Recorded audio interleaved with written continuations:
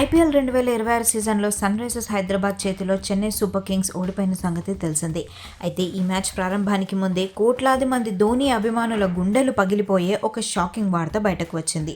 చెన్నైలోని చెపాక్ గ్రౌండ్లో సీఎస్కేకు ఇదే చివరి లీగ్ మ్యాచ్ కావడంతో మహేంద్ర సింగ్ ధోనీ ఖచ్చితంగా బరిలోకి దిగుతాడని, ఇది అతని కెరీర్లోనే చివరి వీడ్కోలు మ్యాచ్ కాబోతుందని సోషల్ మీడియాలో విపరీతంగా ప్రచారం జరిగింది.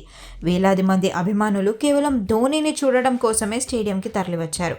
కానీ టాస్ సమయానికి ధోనీ ప్లేయింగ్ 11లో లేకపోవడంతో అందరూ ఒక్కసారిగా షాక్ అయ్యారు.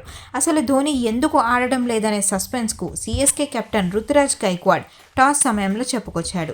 ధోనీ ఫిట్గా లేకపోవడంతోనే ఈ మ్యాచ్లో పక్కన పెట్టాల్సి వచ్చిందని రుతురాజ్ స్పష్టం చేశాడు.